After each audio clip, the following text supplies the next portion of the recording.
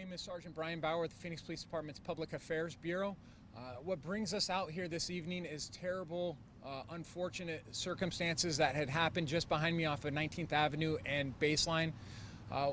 All the information that I'm able to provide at this time is part of the initial investigation, and it is subject to change depending on detectives and their continued investigation into what led up to this particular shooting. What I can tell you is at 2:45, patrol officers received a 911 call about a shooting that occurred right behind us in the parking lot of Lowe's here at 19th Avenue and Baseline. Again, that was at 2:45, 19th Avenue and Baseline. This shooting involved two separate vehicles. There's a light-colored passenger vehicle as well as a white-colored SUV that were both involved in this particular incident. Around that 2:45 mark, from what we've gathered from witnesses as well as some of the victims, is there was some kind of dispute that happened. Both vehicles pulled into this parking lot. That dispute continued and it turned into a physical fight. That physical fight then led to the shooting that had occurred. What we know about the shooting is in that light-colored passenger car I was referring to, there was one adult male inside that vehicle, and then in the white SUV there was two adults, a male and a female, and two young children in the back of the vehicle. There was a physical fight with several of the individuals in the parking lot, and that physical fight led to a shooting that had occurred. What we understand is the individual, adult male that was in that passenger car, began shooting into the SUV. Multiple rounds were fired. And from that shooting itself, the adult male driver of the SUV was shot, struck, and has been pronounced deceased here on scene.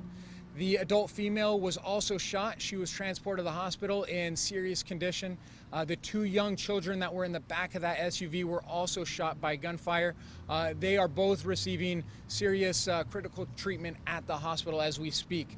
These are circumstances that nobody wants to be involved in. Everybody out here on scene wants to come to the conclusion and find out what exactly happened, what led to the circumstances that had four different victims being shot, one of them here on scene deceased. With that being said, detectives are just arriving on scene. They're going to come out and speak with all the witnesses, try to identify the different video cameras that are here on scene and find out what led to those circumstances. There's always a possibility that some of these cameras don't pick up exactly what took place. So detectives, the Phoenix Police Department, we're encouraging the community that if you were out here around that 2:45 mark leading up to 2:45 and slightly after, if you have video, if you have any kind of information that might be able to help detectives draw to a conclusion on what took place before the shooting as well as during and after the shooting, we're encouraging everybody to call into 911, calling into our silent witness if you want to stay anonymous. You also have the option going on to silentwitness.org and providing those videos, those pictures, any of that information that, again, can help detectives into understanding what took place and what caused this situation that left an adult male deceased and three individuals at the hospital and critical. With that being said, I'd be more than happy to take some questions. Sergeant, did the shooter stay on scene and officers took him into custody here on scene? Great question. Yes, the shooter was on scene when patrol officers responded. He was taken into custody. He is speaking with detectives. Once we had him back at our police headquarters, there was some precautionary purposes. He was taken to the hospital himself to be checked out. But again, that's part of the ongoing investigation on figuring out exactly from his perspective on what led to this horrific shooting. Has he at all asserted a self-defense claim of any kind? That's still part of the initial investigation. We're still trying to figure out his statements and comparing those statements with the victims as well as witnesses, independent witness specifically, that would be able to give us a better understanding of what took place.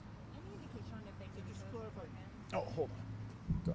Any indication on if they knew each other beforehand? Right now, there's no indication that they knew each other. We don't know exactly what led to this circumstance. So if there is a relationship that detectives don't know about, we're hoping and I'm very confident that they will figure those relationships out. Just to clarify, this started in the road they were driving? See, and that's a great question because we don't know exactly where this started. That's why we're seeking a little bit more help. Again, detectives just got on scene. They still need to go through all the different camera systems, working with all the different stakeholders of 19th Avenue and Baseline here to get the surveillance cameras, to view the surveillance cameras, and hopefully come to a better conclusion on where this started. We don't know if it started right here in the intersection in this roadway or if it started further down the street. So we're relying on those surveillance cameras. Again, a lot of those cameras in this area might not pick up the entire stretch of the roadway or the scene itself, so we're heavily relying on citizens out there that may have more information, videos, pictures, or their statements on where this might have occurred.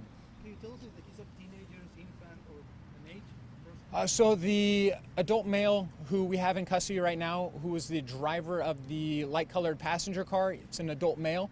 As far as the people in the SUV, we had an adult male driver who again was pronounced deceased on scene, and then we had an adult female front passenger who was being treated at the hospital in critical condition right now, and then there's 2 young children in the back seat. I don't want to go over their particulars at this moment because this is still part of the ongoing investigation, and we're still notifying family members to figure out all the relationship aspect. Sergeant, we've been here on scene for several hours. We could see all the evidence markers in and around that car. Could you describe what witnesses have maybe told patrol officers when they've been interviewed as to how this sounded, how this felt? Was it, I mean, anything like that? Yeah, there's a few witnesses that are still here on scene that are going to be speaking with detectives. They were personally affected by this shooting that took place. A couple of the vehicles from the witnesses, they were struck by this gunfire that occurred. They are safe. There's nobody else that is injured besides the people that I have previously mentioned. But these are frightening times for everybody involved. For the paramedics that are coming and they're seeing this tragic situation play out in front of them, rushing back to the hospital and make sure that they provide that urgent care. So again, if you're a witness, we understand how frightening this was. If you left the scene before providing statements to law enforcement, we really encourage you to come back, speak with our detectives. If you don't feel comfortable for whatever reason, we encourage you to go to Silent Witness, provide that statement, stay anonymous. Again, it gives you the opportunity to upload videos or photographs. Do you have any idea on how many shots were fired and basically how long this lasted? Like, was this over a period of a couple of minutes? Was this very fast? Because for those other people who have been injured, or not injured, but struck with their cars, I have to imagine they weren't expecting that to happen. Well, from what I understand and from what witnesses were able to provide at this time, this happened very quickly. This wasn't something that was long and drawn out. This happened very quickly. Everything from the physical confrontation to the shooting to where officers were able to respond on scene. The witnesses were just in the area when this was taking place. That's when they found that their vehicles were shot. Again, no witnesses, nobody else in the community was injured during this. But we're always encouraging people to come forward with any information that you may have. As far as the amount of shots that were being fired out, that's definitely part of the investigation itself. As you can see behind me, there's yellow placards on the ground. So there's several shell casings, several bullet strikes that had happened. One of the tough jobs of the detectives going forward, finding out what happened, is getting into those specifics on what calibers were used, how many shots were fired, and what bullets actually struck the specific individuals. Were there any other children in the car that weren't injured? So what we have right now is just the 2 children in the back seat. Both of them were struck by gunfire. So this isn't being classified as road rage or anything like that at the moment? Not at the moment. This is still initial part of the investigation. Detectives are going to speak with everybody involved to find out if this was in fact a road rage situation or if this was a target. We just don't know. I don't want to speculate on exactly what took place at this time. Last questions? It's raining. All right. So what I'm going to be doing from here is once I gather more information, once the detectives put out their debrief and they put out their entire worksheet, what I'll do is submit another media advisory that should have updated information on it. If it doesn't come out tonight, then it'll probably come out tomorrow. If there's anything specific that needs to come out, if detectives find information that they're seeking more community support, I'll put out on our X page and let you know that I'll be willing to come back out, answer more questions, and provide further information. So thank you very much, everyone. Thank you. Appreciate it.